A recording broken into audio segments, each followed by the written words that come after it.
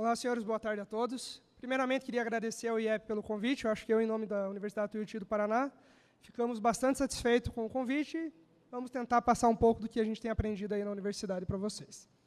Então, a ideia aqui dessa apresentação é falar um pouquinho sobre tanto a minha experiência profissional quanto acadêmica em situações de intervenção. Será que sai isso aqui? Porque fica preso aqui. Como bom italiano? Exato. Circula à vontade. Alô?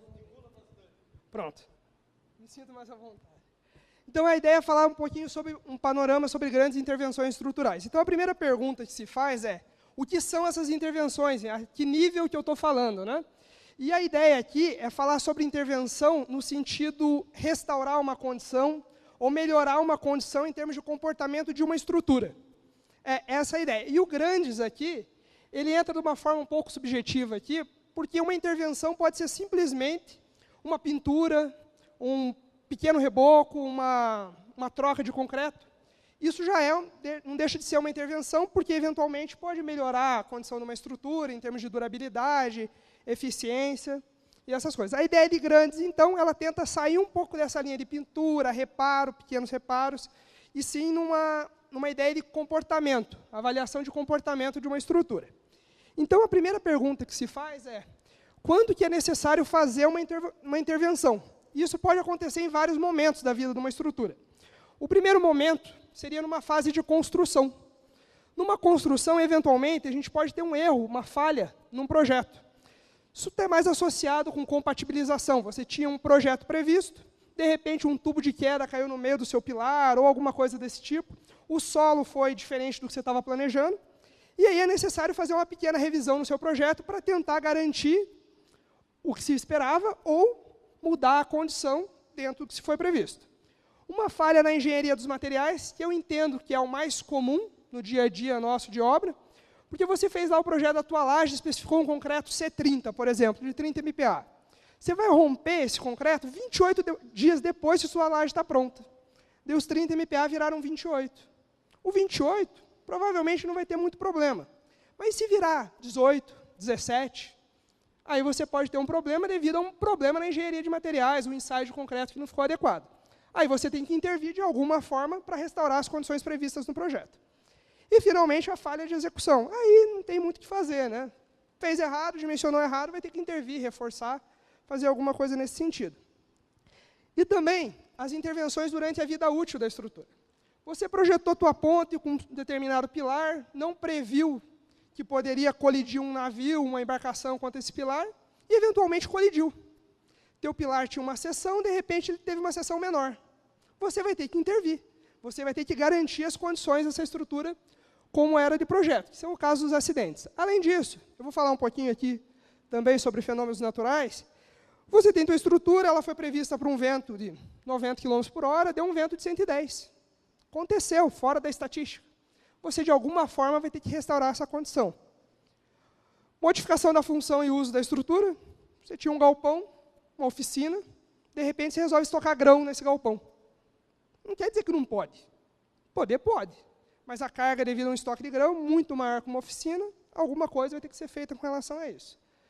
E alteração de exigência. A tua estrutura tinha um certo nível de exigência, passou a ter um maior, também pode acontecer. E aí, eu quero entrar nesse assunto, que vai subsidiar os estudos de casos que eu vou falar depois, que é principalmente na ideia de mapeamento de condição de contorno. Porque quando você vai intervir numa estrutura, antes de pensar em fazer qualquer conta, qualquer análise, você tem que mapear e entender a tua estrutura, onde ela está, que solo que ela está, como que ela se comporta, e não necessariamente você olhar aquele pilar que está com problema de forma isolada.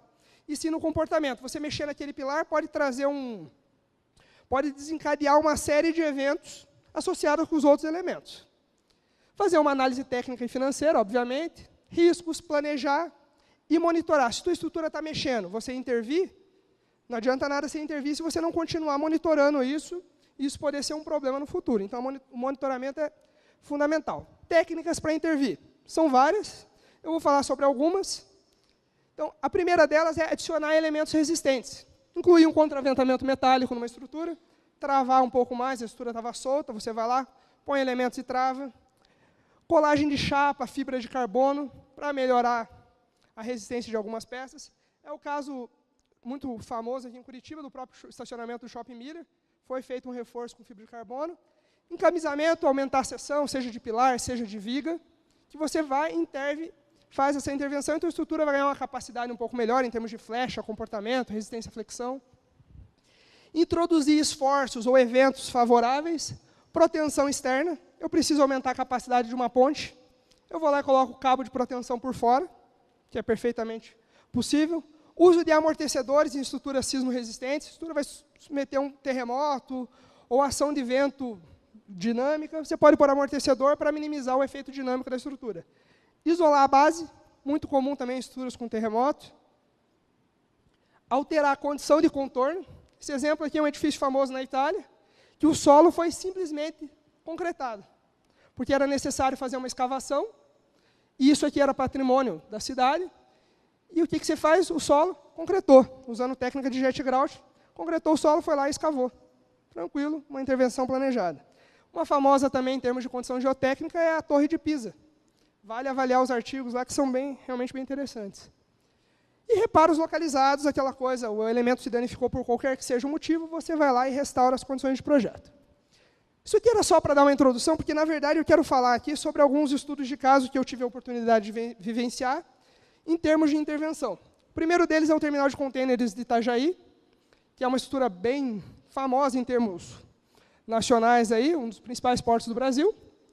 Depois eu vou falar sobre um outro terminal de contêineres, do qual eu não posso, por questões de não me cederem as informações, falar onde é, mas é na zona do Pacífico da América do Sul.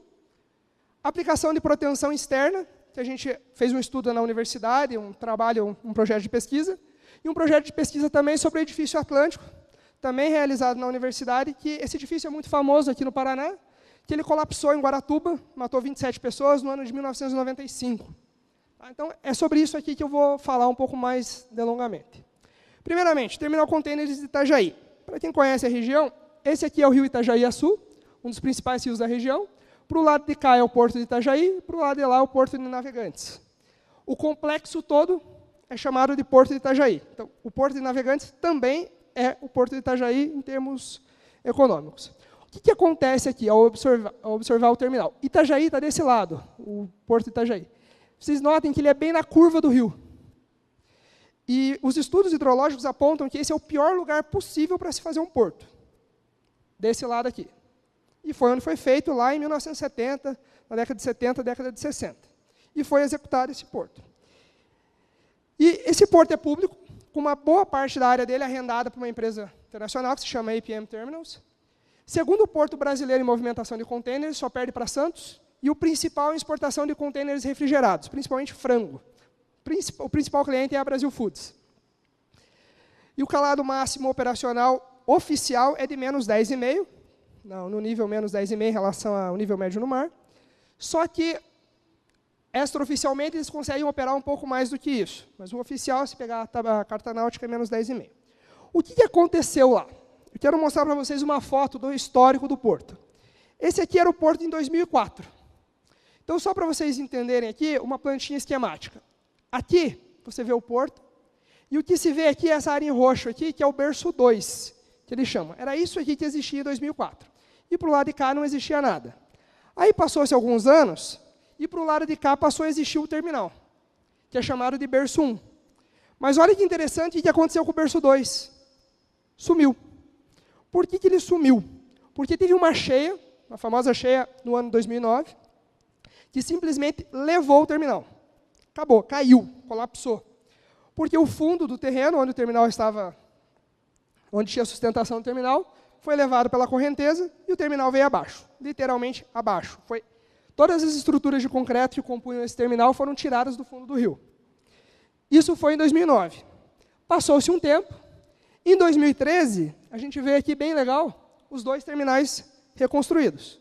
Então, o terminal aqui reconstruído e aquele novo terminal que foi construído aqui, estava novo aqui. Opa! Ele está aqui de novo, só que está em obras. Então, o terminal foi construído, terminou a construção em 2010, aqui eu estou em 2013, ele está em obras, 3 anos depois de concluído. E aí, está aqui o terminal em 2015. E eu já vou falar, agora tem mais um pedaço em obras. Então, o que aconteceu? Qual é o histórico cronológico disso aqui? Em 2007, o porto foi arrendado para iniciativa privada. E como parte do contrato de arrendamento, a empresa era obrigada, pelo contrato, a construir o que eles chamam de berço 1. Ela foi lá e construiu, baseado nas premissas de projeto do terminal antigo. Só que quando o terminal ficou pronto, o terminal antigo caiu. Ou seja, houve uma alteração significativa nas condições de contorno. A cheia foi tão intensa que derrubou o terminal. Mas eles tinham terminado, então terminamos. Daí aconteceu que, enquanto esse terminal estava sendo reconstruído, que caiu, eles operavam com o novo. Tudo bem. Em 2008, teve a cheia, que caiu. Daí, em 2010, o Porto Público, nós, o governo federal, contratou a construção desse berço 2. Contratado, e ele foi concluído na época, em 2010. Só que em 2011, um ano depois, uma nova cheia ocorreu. E o berço, que era novo, não chegou a vir abaixo, mas sofreu deslocamentos da ordem de 50 a 60 centímetros, movimento na horizontal, que inviabilizou qualquer tipo de operação e o risco de colapso sério. Aí, em 2014, esse berço que sofreu colapso, sérios danos, foi concluído. Acabou a história? Não. Porque eles só reconstruíram 220 metros, de um total de 270. Ficou 50 metros para trás. Esses 50 metros para trás está em obra agora. Por quê? Por questões operacionais, esse sim não caiu. Esse é uma necessidade de reforço. Eu vou me focar principalmente nessa, depois das cheias de 2011 até 2014, que é onde eles fizeram algumas intervenções para controlar a cheia. E é isso que eu quero mostrar aqui para vocês. Eu tive a oportunidade de estar durante todo esse período lá em Itajaí, então, eventualmente, alguma pergunta eu posso responder. Então, a ideia toda foi que a primeira obra foi construída com critério de um porto que acabou caindo. E daí eles construíram, e o berço foi projetado para um fosso de menos 20 metros, porque daí mudou os dados estatísticos, e descobriu-se que aquela correnteza ela poderia escavar o fundo do rio até a cota menos 20. Então, foi concluído isso. Eles construíram o berço 2. Daí, em 2011, depois que o 2 estava pronto, veio uma nova cheia e levou o fosso para menos 22. Estava acima da estatística de projeto. E aí, reconstrói, considerando, o pensamento original seria, vamos reconstruir pensando no menos 22. Só que aí, a análise estatística provou uma cota absurda, que o nível de projeto, o tamanho dos elementos ia ficar tão grande, que ia ficar inviável financeiramente construir esse porto. O que se pensou? Chamaram os holandeses, se tem alguém que manja de sabe hidráulica, são os holandeses. Falaram assim, eu preciso de um sistema de contenção de cheias, um sistema que me permite projetar isso aqui sem que o fundo do rio baixe de novo. E eles vieram com uma solução que foi colocada em todo o terminal para atender os critérios e garantir a vida útil desse terminal. Então, falando sobre a intervenção que eu participei, a primeira coisa foi, o terminal mexeu. Quando o nível que era para ser aqui, veio para cá, 8 metros para baixo do nível de projeto. Com isso, o empuxo que atuava no solo, o empuxo ativo do solo, empurrou o terminal para lá. Aqui, é lógico, está exagerado, mas a ideia é que o terminal andou. E esse terminal tinha que receber um aterro, fazia parte da área de estoque de contêineres, e tinha uma contenção com estaca-prancha. Então, isso aqui andou, e o risco, esse deslocamento, ele estava na ordem, logo após o acidente, incremento em torno de 2 centímetros por dia. Então, ele podia colapsar a qualquer momento. Chamaram o órgão ambiental, chamaram a prefeitura, o governo do estado, e obteram uma licença ambiental emergencial e jogaram areia aqui na frente. Segura esse negócio. Essa areia permitiu usar o terminal? De jeito nenhum. Mas, assim, ele não vai cair no rio. Essa foi a premissa. Isso aqui, pessoal, entre o colapso e jogar o aterro, foi menos de 15 dias. Para você conseguir uma licença ambiental para jogar areia num rio em 15 dias, é porque o negócio estava sério. Estava sério a ponto de colapsar. E aí, a gente foi lá e fez a obra. Demoliu tudo e fez de novo. Simples assim. Mas não bastava fazer a obra, era importante conter esse avanço do fundo. E aí os holandeses vieram com uma solução diferente, e que até então se provou efetiva. Que foi o quê? Eles venderam essa tecnologia, que são colchões de concreto. Isso aqui são blocos de concreto, da ordem de 30 por 30 por 30, presos sobre uma manta geotexo. Manta geotexo é um geotecido que ele faz o quê? Ele segura o fino, aquele material fino do solo que pode fugir, não foge. E o concreto é para dar peso. Então, essas mantas foram costuradas lá no fundo, no fundo do rio, elas foram costuradas, entre aspas, amarradas uma na outra, formando um grande colchão no fundo do rio. E a ideia era que se avançasse, se começasse a carrear material devido à correnteza, essa manta conseguia abraçar a vala e impedia essa vala de tomar mais material e levar o porto ao colapso, se fosse o caso. Instalar isso aqui foi um dos grandes desafios da minha vida de engenheiro. Foi complicado, foi sofrido, foram alguns anos trabalhando com isso aqui, só a instalação disso aqui foi em torno de 1 ano. Para vocês terem uma ideia de dimensão, isso aqui foi instalado no fundo do rio, numa área de 40 metros por 400 metros. É uma área grande. Você ter um guindaste para jogar um colchão desse, que pesava uma média de 8 toneladas, a 40 metros de distância, como é que faz? A gente usou os guindastes do próprio porto, que esses tinham capacidade. Então, era uma estrutura completamente diferente do usual, né? E, desde então, o terminal está tranquilo, eles fazem o monitoramento, e até então não houve aqueles abaixamentos normais, mas tudo dentro do esperado. Mas é feito monitoramento anualmente, principalmente em novembro, que é a época das cheias. Tá, isso aqui é Itajaí. Agora eu vou trocar um pouco de ideia. Eu vou falar sobre um terminal de contêineres na zona do Pacífico, na América do Sul. E a ideia desse terminal, eu tive o prazer de trabalhar há pouco tempo atrás, era melhorar o comportamento sísmico resistente desse terminal, sem aumentar muito os quantitativos desse terminal. A ideia a premissa era a seguinte: eu preciso dimensionar esse porto para o seguinte cenário: eu quero dimensionar ele para o guindaste, que é a principal carga do terminal. Mas, se houver um sismo, eu quero que ele resista. Então, essa era a premissa inicial. Só que, se eu estou falando em intervenção, a ideia que os códigos oferecem para a gente é usar a intervenção como uma possibilidade de melhorar meu dimensionamento. O que eu vou fazer? Eu vou deixar, em certo nível, esse porto apresentar problemas de dimensionamento. Ele vai apresentar problemas, mas problemas reparáveis. E é isso que eu vou falar aqui. Só para consolidar a ideia, eu tenho uma filosofia de projeto, quando eu vou para condições sísmicas, que é um sismo operacional e um sismo de contingência. O que é o operacional? É um terremoto que, se eventualmente acontecer, ele aconteceu agora. No mesmo instante, eu posso continuar, após o terremoto, obviamente, eu posso continuar operando com o meu navio, com o meu berço, sem problema nenhum. Tem terremoto, passou, vamos trabalhar. E o sismo de contingência, ele diz o seguinte: é um sismo mais elevado, que, se ele acontecer, eu paro o terminal. Paro tudo. Ele vai ter danos, o porto vai ficar sem operar por meses, semanas, quanto for necessário para consertar esses danos, e depois de consertar os danos, eu posso voltar a trabalhar. Então, nesse projeto em específico, só para ter uma ideia, o sismo operacional ele tinha um período de retorno de 75 anos, ocorre uma vez a cada 75 anos, com uma aceleração de 0,25 da gravidade. E o sismo de contingência é o dobro. 50% da gravidade de aceleração horizontal no terreno e um período de retorno de 475 anos. Essa era a premissa. Então, o que se foi feito? Primeira coisa é analisar a estrutura.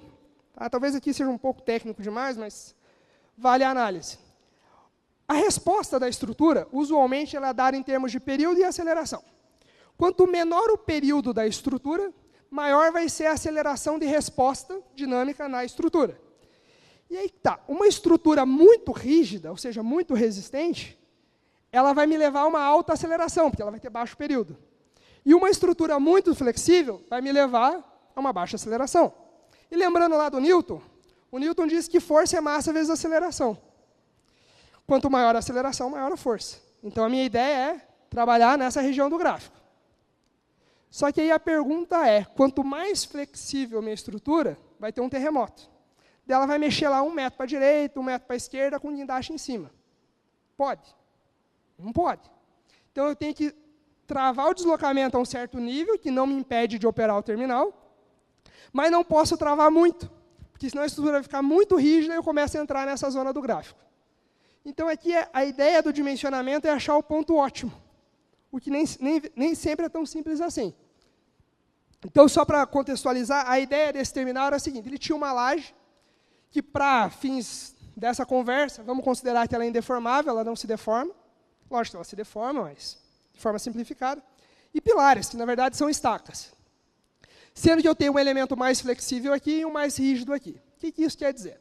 Essa estrutura tem a necessidade, por exemplo, de um terremoto deslocar 1 metro para lá. Supor isso. É muito mais fácil eu deslocar essa estaca 1 metro para lá do que essa aqui, porque essa aqui está presa no terreno. Então, a rigidez do elemento aqui é diretamente proporcional à força. Aqui eu preciso de uma força de x, aqui, para deslocar o mesmo metro, eu preciso de uma força de 5x. Sendo essa a premissa. Então, sem dúvida, esse elemento aqui vai ser o elemento mais carregado da estrutura. E daí, qual que é a premissa que se usa num projeto desse tipo?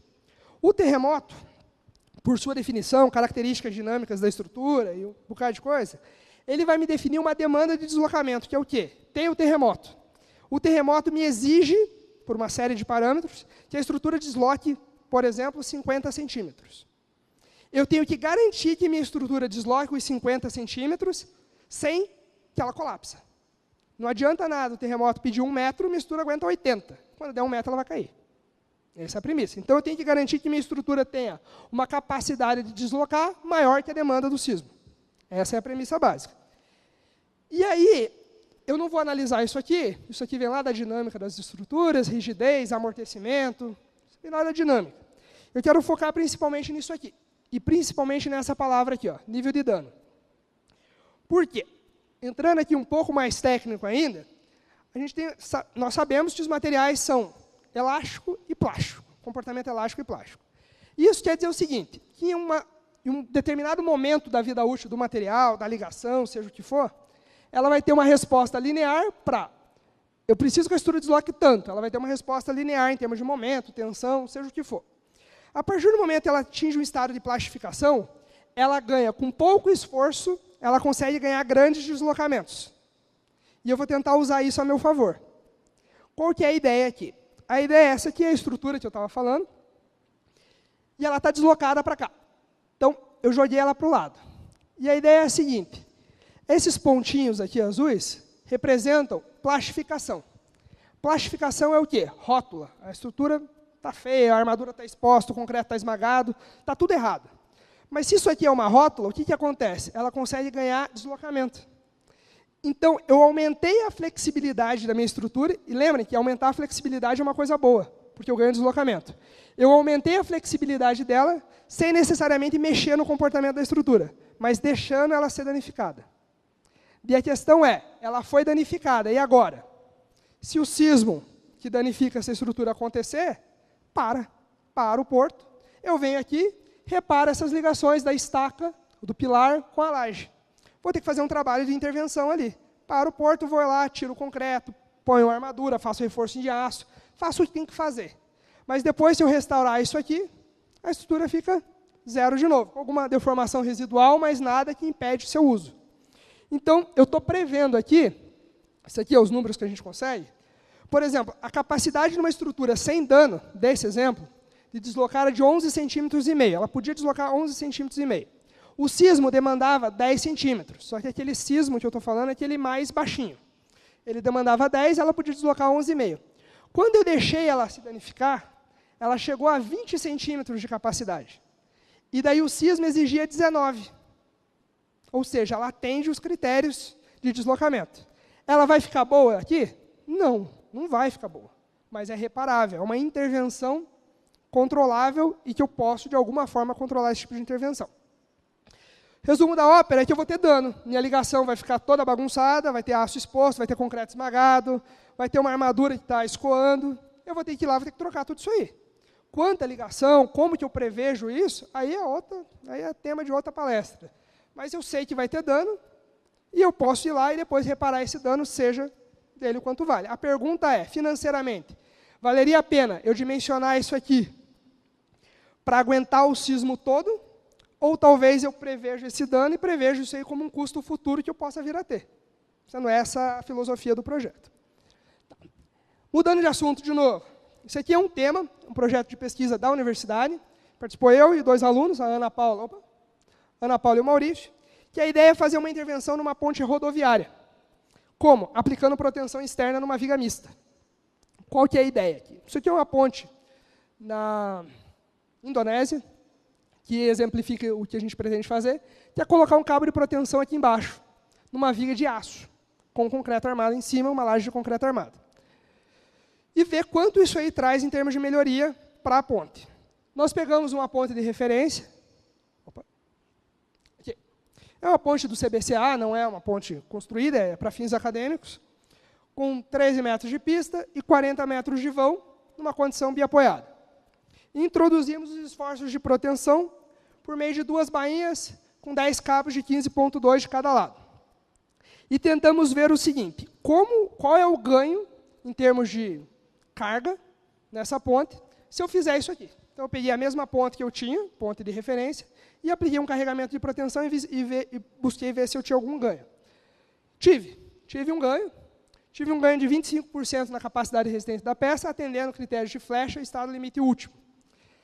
Só que isso assim não é tão simples quanto parece. Então, eu vou sair protendendo todas as pontes. Esse ganho, primeira coisa, a gente tinha um trem tipo do projeto, não mexemos no espaçamento das rodas, nada desse tipo, só aumentamos o valor da carguinha no eixo, para ver o quanto eu poderia aumentar. E verificamos, veja que isso aqui é acadêmico, talvez o ganho não seja tão assim, porque eu vou perder em termos de cisalhamento e outras coisas, mas há ganho. No entanto, temos algumas preocupações, que vai ser objeto de estudos futuros aí, que é como instalar esses cabos. O cabo, basicamente, ele é colocado por meio de enrijecedores. Pôr o cabo não é um problema e está bem estudado. Mas o processo de colocar esses cabos talvez seja um problema que merece um pouco mais de atenção. Problema de manutenção, vandalismo, custo. A gente não tem essas estimativas de custo ainda, mas é só uma provocação de que pode ser uma linha a se seguir em termos de intervenções estruturais. O pessoal da UFSCar costuma estudar isso aqui bastante também. E, finalmente, para encerrar, um último projeto de pesquisa, foi orientado por mim, mais 2 alunos, o Gabriel e a Mayara, que a gente avaliou o edifício Atlântico, que é esse edifício que desabou em Guaratuba, alguns anos atrás, em termos, basicamente, de falha no reparo. Falha no reparo estrutural. Qual que era o nosso objetivo? Definir uma provável, possível hipótese para a causa do deslocamento, baseado no contexto químico, não, jurídico do processo. Só para contextualizar, o edifício caiu dia 28 de janeiro de 95, 29 pessoas morreram. Tá? Então, o processo diz que houve falha no projeto estrutural, deficiência na dosagem do concreto e falha no reparo. Nosso foco é esse aqui. A linha do tempo, né? O alvará para a construção foi liberado em 90, em 93 o prédio estava pronto. Em 94, pessoal, os termos que eu estou usando aqui são os termos do processo, então, eventualmente, rachadura, trinca, fissura, não estou entrando no mérito aqui. Em 94, os moradores perceberam rachaduras. Dezembro, temporada. Nesse mesmo mês, os proprietários iniciaram as reclamações e pediram providências para a construtora. A construtora disse o seguinte: estamos em temporada, vamos esperar passar a temporada, eu faço a intervenção. Em janeiro, os moradores começam a ouvir o prédio estralando, fazendo barulho, solicitaram reparos urgentes. A construtora foi mobilizada e no dia 23 são iniciadas as obras de reforço. No dia 24, um dia depois, os operários fazem a escavação das sapatas de sustentação e percebem que o concreto, do que eles chamam de colarinho, esse colarinho é a zona de transição da sapata para o pilar, estava esmagado. Eles perceberam que o concreto estava esmagado com dano. Eles escoram o prédio com madeira, só o primeiro pavimento. Opa. Opa, agora foi demais. Aqui. Tá. Daí, depois de escorado, eles começam a picoar, retirar concreto danificado dos pilares e das sapatas. Os operários, no dia seguinte, continuam fazendo esse trabalho, e no dia 27, novos estalos. A estrutura começa a gritar. E eles continuam fazendo o trabalho. Dia 28, às 9h30 da manhã, um grande estralo. Aí pararam. E às 10h15, houve-se mais um estrondo e a obra cai. Total, 29 pessoas morreram. 29 pessoas morreram. Então, a hipótese principal de tudo isso que aconteceu, e eu não estou pensando qual foi o problema da dosagem do concreto, a falha do projeto estrutural, não estou pensando nisso, estou pensando no reparo. É a seguinte: as sapatas, elas tinham que receber uma determinada carga N. Com o esmagamento e com a deficiência do concreto, ela começou a resistir uma carga menor. E esse tostão de carga foi para do lado, que também tinha deficiência, e foi indo para do lado, de forma progressiva. Aí eles iniciam o reparo, colocam as escórias. Pessoal, essas rachaduras aqui, trincas, estão só de forma esquemática. Tá? Colocam as escórias e começam a fazer os trabalhos, reduzindo ainda mais a capacidade da seção das sapatas. Aí, finalmente, as escórias, obviamente, que não estavam dimensionadas para isso, rompem e o prédio vem abaixo. E isso aqui não sou eu que estou falando, isso aqui é o processo civil e o processo do CREA diz o seguinte: houve comportamento imprudente e negligente do engenheiro, o engenheiro responsável teve seu CREA cancelado definitivamente. O que é o problema aqui? Ele não analisou as condições de contorno, ele não evacuou o prédio, ele simplesmente foi lá e começou a quebrar tudo, para trocar o concreto. Foi uma falta de planejamento, uma falta da análise das condições de contorno. E, logicamente, os escoramentos completamente inadequados. E, só para contextualizar, hoje ainda algumas famílias ainda aguardam o processo de indenização desse edifício. Nossos alunos correram atrás e viram que o engenheiro atuava em off ainda há pouco tempo atrás, agora parou, mas ainda sem o CREA, usava o CREA de outras pessoas e ainda atuava. Ainda informações que se encontram disponíveis, conversando com outras pessoas, os alunos descobriram que outros edifícios dessa mesma empresa tiveram problemas similares lá em Guaratuba, mas passaram por um processo de reparo adequado. Tá? Finalmente, para concluir, então, isso aqui prova que uma intervenção, seja ela planejada, que foi o caso lá de Itajaí, vamos colocar uma cortina de concreto no fundo do rio, pode ser uma boa solução. Uma intervenção controlada, no caso do terremoto, também. Eu vou trabalhar com isso, desde que eu saiba o nível do risco que eu estou trabalhando, mas que é fundamental planejar e estudar essas coisas, porque senão acontece coisas como aconteceu em Guaratuba. E isso aqui é o que eu digo, né, que eu acho que antes de sair fazendo conta, e é esse o grande X que a gente costuma fazer, vou calcular pilar, momento fletor, esforço cortante, é avaliar em termos de comportamento, avaliar solo, avaliar a condição de contorno, o que apoia em quê, como que se apoia.